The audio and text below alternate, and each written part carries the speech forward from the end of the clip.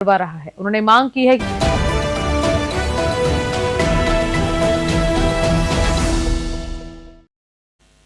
नमस्कार, स्वागत है खबर दिन भर बुलेटिन में। मैं हूं हर्षदा आपके साथ। सबसे पहले खबर दिन भर में बात करेंगे अलवर की। स्वास्थ्य विभाग के Jaipur zone medical joint director Dinesh Parikar ने सोमवार को अलवर के राजीव गांधी सामान्य चिकित्सालय, महिला अस्पताल एवं गीतानंद शिशु चिकित्सालय का औचक निरीक्षण किया। निरीक्षण के बाद संयुक्त निदेशक पारिकार ने पीएमओ सुनील चौहान, सीएमएचओ योगेंद्र शर्मा सहित अस्पताल प्रशासन के साथ बैठक कर अस्पताल की व्यवस्थाओं को और बेहतर बनाने को लेकर चर्चा की। मीडिया से बातचीत में कहा गया कि अलवर जिला अस्पताल राज्य के अन्य जिलों की तुलना में काफी बेहतर स्थिति में है। डॉक्टर्स द्वारा मरीजों को बाहर देखने और पैसे लेने की शिकायतों पर उन्होंने कहा कि ऐसे मामलों में संबंधित डॉक्टर्स को निर्देश दे दिए गए हैं। एनएचएम भर्ती से जुड़े प्रश्नों पर उन्होंने टिप्पणी करने से इनकार करते हुए कहा कि इस पर सीएमएचओ जवाब देंगे। अलवर से हेमंत जैमन की रिपोर्ट। जहाँ तक मैंने इस अस्पताल में देखा है और अदर अस्पतालों से कंपैरिजन किया है, इस अस्पताल का मैनेजमेंट, साफ सफाई और मरीजों के साथ जो अच्छा व्यवहार हो रहा है, हर मरीज के ऊपर एक पंखा लगा हुआ है, एसी लगा हुआ है और जितना जनरल वार्ड जितना क्लीन मैंने यहाँ पे देखा है, मैं तो अदर दूसरे इंस्टीट्यूशन में देखने को नहीं मिला है। तो यहाँ के लिए मैं ए ग्रेड नंबर देना चाहूँगा इस अस्पताल। अलवर जिला कलेक्टर डॉक्टर आरतिका शुक्ला ने कलेक्ट्रेट सभागार में वीडियो कॉन्फ्रेंसिंग के माध्यम से साप्ताहिक समीक्षा बैठक ली। बैठक में जिला कलेक्टर ने प्रदेश में रास्ता खोलो अभियान के तहत प्रत्येक उपखंड अधिकारी को मासिक 50-50 रास्ते खोलने का लक्ष्य दिया। उन्होंने निर्देश दिए कि समराहिश से कदेमी रास्ते खुलवाए जाएं। रास्ते खुलने पर आवश्यकता होने पर ग्रेवल सड़क बनाने के प्रस्ताव बनाने के भी निर्देश दिए। पीएम सूर्यघर मुफ्त बिजली घर योजना का लाभ जिले के आधिकारिक निवासियों को दिलाया, जिसके लिए विद्युत विभाग के अधीक्षण अभियंता को ब्लॉक वार कैंप लगाने के निर्देश दिए। अलवर से हेमंत जैमन की रिपोर्ट।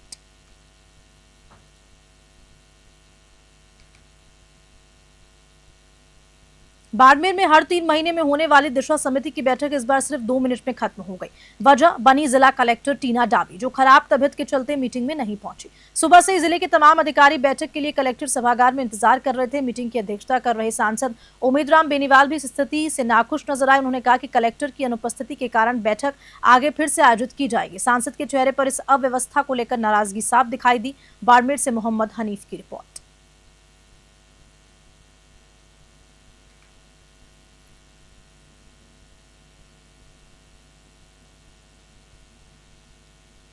कलेक्टर साहब की तबीयत ठीक नहीं थी, इस वजह से मीटिंग कैंसिल कर दी। आगे नई तारीख तय करेंगे, उसके बाद में मीटिंग करेंगे, क्योंकि दिशा की इम्पोर्टेंट मीटिंग है। इस पर सभी विषयों पे विस्तृत चर्चा होनी थी और कलेक्टर साहब का मौजूद होना जरूरी था। और कलेक्टर साहब की तबीयत ठीक नहीं होने की वजह से मीटिंग कैंसिल कर दी, आगे करेंगे। लेकिन सारे अधिकारी आए हैं ना, पूरा टाइम वेस्ट हुआ है। सरकार का बजट, गाड़ियाँ आई है सरकारी, और उसके बाद मीटिंग कैंसिल। अलवर से खबर है, जहां अलवर मत्स्य यूनिवर्सिटी की ओर से मंगलवार को आयोजित बीए थर्ड ईयर के कंप्यूटर साइंस प्रथम पेपर में बड़ी गड़बड़ी सामने आई। परीक्षा में प्रथम पेपर के स्थान पर द्वितीय पेपर के प्रश्न पूछे गए। छात्र पहले पेपर की तैयारी करके परीक्षा देने पहुंचे थे, लेकिन सवाल पूरी तरह से अलग निकले। जब छात्रों ने प्रश्नों का मिलान किया तो पता चला कि ये द्वितीय पेपर के हैं। छात्रों ने इस मामले की प्राचार्य अशोक आर्य से शिकायत की, जिन्होंने तुरंत यूनिवर्सिटी प्रशासन को इसकी जानकारी दी। अब यूनिवर्सिटी ये तय करेगी कि छात्रों को बोनस अंक दिए जाएं या परीक्षा फिर से कराई जाए। अलवर से हेमंत जैमन की रिपोर्ट। आज ये कंप्यूटर बीए पार्ट फर्स्ट का पेपर था। इसके अंतर्गत कंप्यूटर का जो प्रश्न पत्र था, उसके अंतर्गत छात्रों ने बताया कि भाई जो सिलेबस है उसके अनुसार प्रश्न पत्र नहीं आया। प्रश्न पत्र प्रथम है, लेकिन छात्रों ने बताया पाठ्यक्रम द्वितीय प्रश्न पत्र के क्वेश्चन आए हैं। तो इन्होंने हमारे को लिखित में एक प्रार्थना पत्र दिए। ये प्रार्थना पत्र हम विश्वविद्यालय को प्रेषित कर दिए। इस संदर्भ में विश्वविद्यालय प्रशासन इस बारे में निर्णय कर पाए। अनिल वर्मा, मैं बीए पार्ट थर्ड का छात्र हूँ। आज कंप्यूटर साइंस का पेपर था, जो कि सुबह 11 बजे से शुरू हुआ था। तो पेपर ऐसा हुआ था कि उसमें पेपर का नाम तो फर्स्ट पेपर का नाम दे रखा था, लेकिन उसमें जो क्वेश्चन आए थे वो सेकंड पेपर के सारे क्वेश्चन आए थे, और इसके साथ में ही कुछ क्वेश्चन सेम क्वेश्चन आए हैं। और जब हम पेपर में सर से बोला। अलवर के वैशाली नगर थाना पुलिस ने गांजा तस्करी के मामले में बड़ी कार्रवाई की है। पुलिस ने सूर्यनगर मोड़ से 3 युवक सूरज, अनिल और दीपेश को गिरफ्तार किया। आरोपियों के पास से 2 किलो गांजा बरामद किया गया। इस मामले की जांच अब एनआईबी थाना प्रभारी दिनेश चंद्र को सौंपी गई है। पुलिस ने तीनों आरोपियों को आज न्यायालय में पेश कर पीसी रिमांड लिया है। अब पुलिस पूरे मामले की जाँच कर रही है। अलवर से हेमंत जैमन की रिपोर्ट।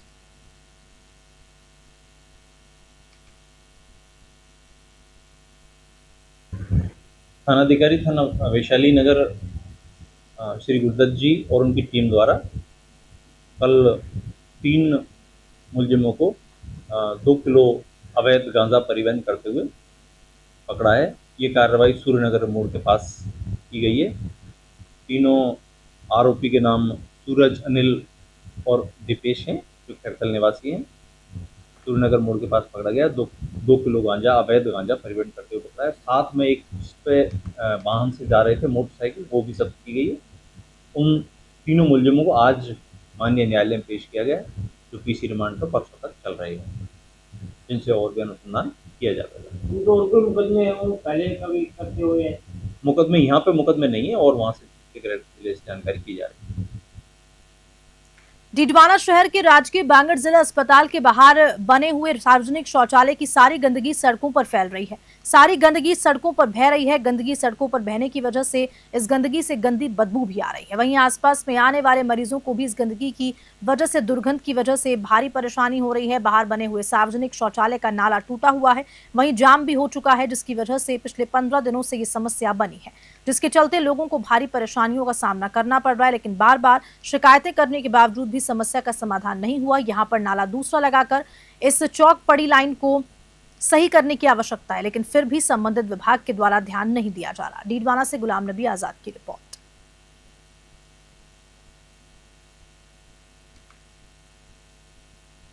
राजसमंद से खबर है, जहां जिले के खमनोर में स्थित सामुदायिक स्वास्थ्य केंद्र पर सरकारी मुख्यमंत्री निःशुल्क दवा योजना की खुलकर अवहेलना की जा रही है। मरीजों को अस्पताल के भीतर मिलने वाली मुफ्त दवाओं के बजाय बाहर के मेडिकल स्टोर से महंगी दवाएं खरीदने को मजबूर किया जा रहा है। डॉक्टर्स कमीशन के चक्कर में मरीजों को निजी मेडिकल में अल्फा बीटा ऑर्थोरोटर जैसे इंजेक्शन तक बाहर से मंगवाकर लगा रहे हैं, वो भी बिना किसी जांच के। जबकि सीएससी प्रभारी ओम प्रकाश लाठी स्वयं एक कार्यालय आदेश जारी कर चुके हैं, जिसमें साफ तौर पर निर्देशित किया गया था कि अस्पताल में ही उपलब्ध दवाएं मरीजों को दी जाएं, लेकिन वार्ड्स में भर्ती मरीजों को इंजेक्शन तक बाहर से मंगवाकर लगाए जा रहे हैं। जब प्रभारी अधिकारी से बात की गई तो उन्होंने टालमटोल कर दी। वहीं इस संबंध में मुख्य चिकित्सा एवं स्वास्थ्य अधिकारी हेमंत कुमार बिंदल से बात करने की कोशिश की, लेकिन फोन नहीं उठाया गया। ये सवाल बना हुआ है कि क्या ऐसे आदेश केवल कागजों तक सीमित रहेंगे या फिर अवहेलना करने वाले चिकित्सकों पर कोई ठोस कार्रवाई भी होगी।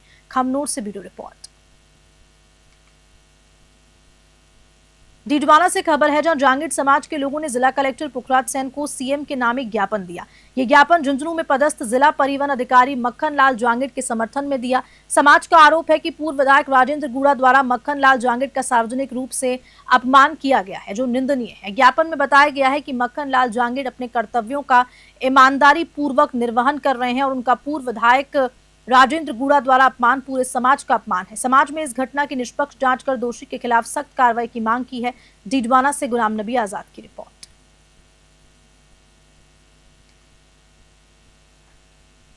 जयपुर के लूनियावास गांव में आज दर्जनों लोग द्वारा इच्छा मृत्यु की मांग का अजीबोगरीब मामला सामने आया। दरअसल 49 लोगों को अचानक अतिक्रमण हटाने का प्रशासन ने नोटिस दिया था, जिसके बाद सभी लोग परेशान थे। लोगों का कहना है कि वे कई सालों से यहां पर रह रहे हैं, अचानक उनके घरों को तोड़ने का नोटिस दिया गया है। जिसके बाद पंचायत समिति सदस्य राजेंद्र सिंह सुरपुरा सहित दर्जनों लोग किशनगढ़ रैनवाल उपखंड कार्यालय के बाहर धरने पर बैठ गए और जोरदार प्रदर्शन किया। ग्रामीणों ने इच्छा मृत्यु की अनुमति देके पोस्टर हाथ में लेकर कई घंटों तक प्रदर्शन किया और रेलवाल उपखंड अधिकारी को ज्ञापन सौंपा। राजेंद्र सुरपुरा ने राजनीतिक आधार पर लूनियावास गांव के सरपंच पर लोगों को परेशान करने का आरोप लगाया है। जयपुर से ब्यूरो रिपोर्ट।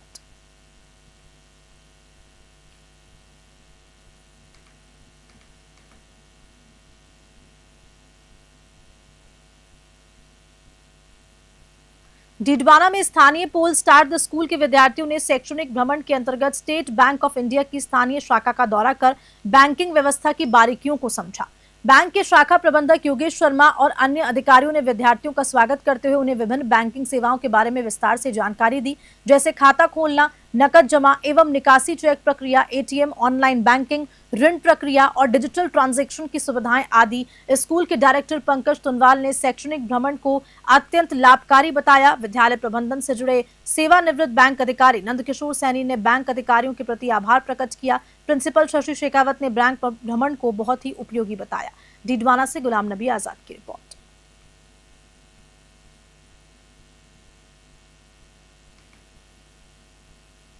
डीडवाना कुचामन जिला स्तरीय एवं उपखंड स्तरीय अधिकारियों की समीक्षा बैठक मंगलवार को जिला कलेक्टर पुखराज सैन की अध्यक्षता में कलेक्ट्रेट बीसी कक्ष में आयोजित हुई। बैठक में जिला कलेक्टर ने जिले में जलापूर्ति, विद्युत आपूर्ति, लू तापघात के मद्देनजर चिकित्सा व्यवस्था एवं फ्लैगशिप योजनाओं की समीक्षा कर आवश्यक दिशा निर्देश दिए। बैठक में जिला कलेक्टर ने विभागवार व उपखंडवार संपर्क पोर्टल पर दर्ज प्रकरणों की समीक्षा कर 30 दिवस से ज्यादा के लंबित प्रकरणों का त्वरित निस्तारण करने के निर्देश दिए। डीडवाना से गुलाम नबी आजाद की रिपोर्ट।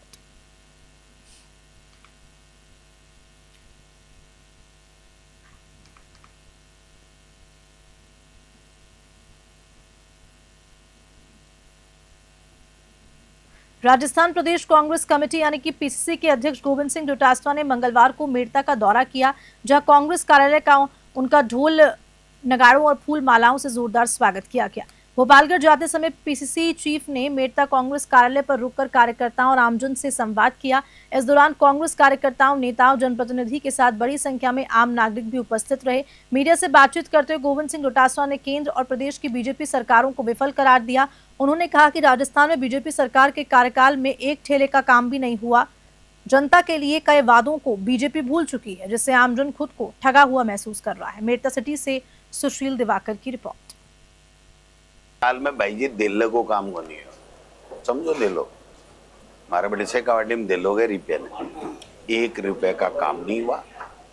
इनको बिजली की चिंता नहीं, पानी की चिंता नहीं, लोगों के स्वास्थ्य की चिंता नहीं, सड़कों की चिंता नहीं, शिक्षा की चिंता नहीं, बच्चों के भविष्य की चिंता नहीं। इनको तो झूठ फैलाना, नफरत फैलाना, शाखाओं में जाना और वहाँ गुजरात में जाकर के प्रशिक्षण ले रहे हैं। क्या प्रशिक्षण ले रहे हैं भाई? इसका मतलब अप्रशिक्षित लोगों के हाथ में क्यों दी? इसकी जिम्मेदारी किसकी है? बीजेपी के नेताओं को पूछना चाहते हैं दिल्ली में बैठे हुए को कि ये पर्ची अप्रशिक्षित लोगों के की क्यों निकाली? प्रशिक्षित की निकालनी चाहिए थी ना, वो प्रशिक्षित भी बहुत बैठे थे यहाँ। तो आज ये हालात थोड़ी होते। और जिस भाषा का उपयोग मुख्यमंत्री कर रहे हैं, ये मवालियों की भाषा है भाई, मुख्यमंत्री की भाषा है क्या? 3 बार के मुख्यमंत्री को ऐसे धमका रहा है, ऐसे कह रहा, आप होटलों में बंद थे, तो तुम्हारे काले कारनामों की वजह से होटलों में बंद थे। आप सरकार गिरा रहे थे चुनी हुई, इसलिए उसको बचाने के लिए थे। आप प्रशिक्षण लेने क्यों गए हो? मैं तो कहता हूँ प्रशिक्षण नहीं, इनकी उठक बैठक नहीं करवाएंगे वहां के। आपने किया क्या? अलवर जिला कलेक्टर डॉक्टर आर्तिका शुक्ला के निर्देश पर शहर में नगर विकास, न्यास और नगर निगम की ओर से की जा रही सम्मिलित कार्यवाही में अतिक्रमण हटाने की कार्यवाही इन दिनों छोटे दुकानदारों और ठेली पटरी वालों पर भारी पड़ रही है। अस्पताल के आसपास फल फ्रूट और दूध सप्लाई करने वालों की दुकानों को जब्त किया जा रहा है, जबकि बड़े अतिक्रमण पर कोई असर नहीं दिखाई दे रहा। फुटपाथ पर जीवन यापन कर रहे गरीब दुकानदारों की रोजी रोटी पर इस कार्रवाई का सीधा असर पड़ रहा है। न्यास तहसीलदार अनिल शर्मा का कहना है कि हमारे द्वारा वेंडिंग जोन को व्यवस्थित किया गया है, जिन्हें हटाया गया है उन्हें पहले ही सूचित किया गया था। अलवर से हेमंत जैमन की रिपोर्ट। देखिए, जिला कलेक्टर महोदय अलवर के निर्देशानुसार नगर विकास न्यास अलवर और नगर निगम अलवर का एक ये संयुक्त अभियान, जो अलवर का ये जो गौरव पथ है, मुख्य जो बाजार है, इस पर जो अस्थायी अतिक्रमण थे उनको हमने उनके विरुद्ध कल भी कार्रवाई की गई थी और उनको समझाइश की थी, अगर आप यहाँ से दोबारा यहाँ पे अतिक्रमण करके अपनी स्टॉल, ठेलियां, ये इस तरह का रास्ते तो अवरुद्ध ना करें। लेकिन इसके बावजूद भी कल हमने कार्रवाई की, उसके बावजूद आज सवेरे हमने देखा, दोबारा हमारे सचिव महोदया के संज्ञान में आया कि आज उन्होंने फिर दोबारा से वहीं उसी स्थान पर अतिक्रमण कर अपना व्यापार जो है नियमित कंटिन्यू कर दिया है। तो सचिव महोदया के निर्देशानुसार हमने तुरंत ही कमिश्नर साहब से संपर्क किया और कमिश्नर साहब से संपर्क करके नगर निगम की टीम के साथ आज फिर नगर विकास न्यास और नगर निगम अतिक्रमियों के विरुद्ध अस्थायी अतिक्रमण हटाने की कार्रवाई। बानसूर से खबर है, जहां शादियों के सीजन के चलते लोगों को फ्रेश नोटों की गड्डियों के लिए बैंक्स में चक्कर लगा रहे हैं, लेकिन फ्रेश नोट नहीं मिलने पर बेरंग लौटने को मजबूर है। उपभोक्ताओं को एसबीआई बैंक के फ्रेश नोटों की गड्डी नहीं दी जा रही है, यह आरोप एक उपभोक्ता ने लगाया है। आपको बता दें कि पीड़ित व्यक्ति अजय सिंह यादव ने बैंक शाखा प्रबंधक पर मिलीभगत के आरोप लगाए। वहीं इस पूरे मामले को लेकर शाखा प्रबंधक आशुतोष शर्मा से नए रुपए की जानकारी लेनी चाहिए, तो बीएम ने कहा कि दीपावली के बाद 10 और 20 रुपए की नोटों की गड्डी बैंक में आई ही नहीं, तो हम कहां से दें। देखिए बानसूर से सतीश शर्मा की रिपोर्ट में पीड़ित ने क्या कुछ कहा। अजय सिंह यादव बानसूर से।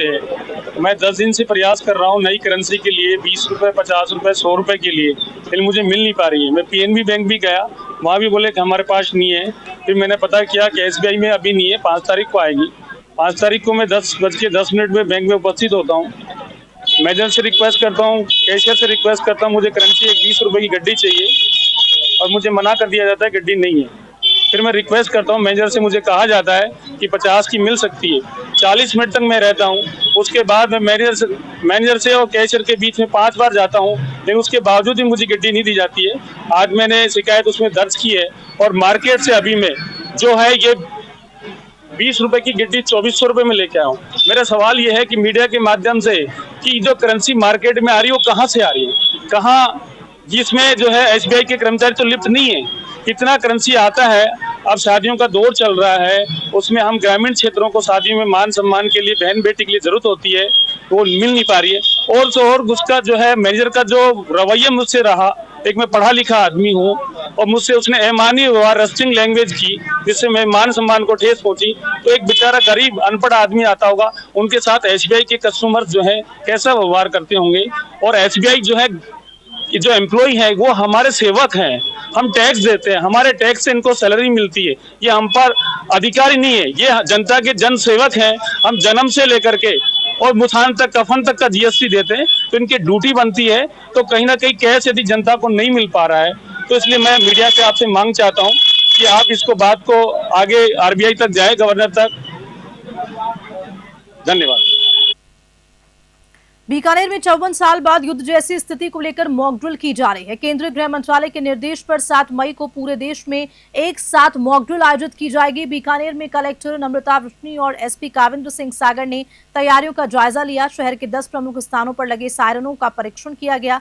इस दौरान अचानक बिजली बंद कर दी जाएगी ताकि दुश्मन की नजरों से शहर को छिपाया जा सके।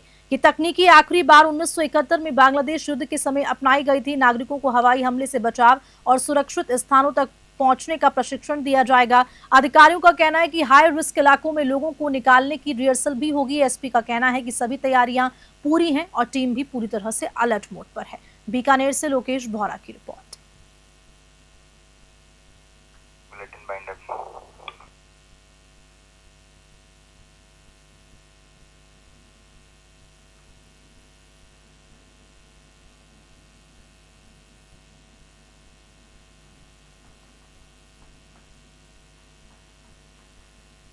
और इसी खबर के साथ बुलेटिन में इतना ही। नमस्कार।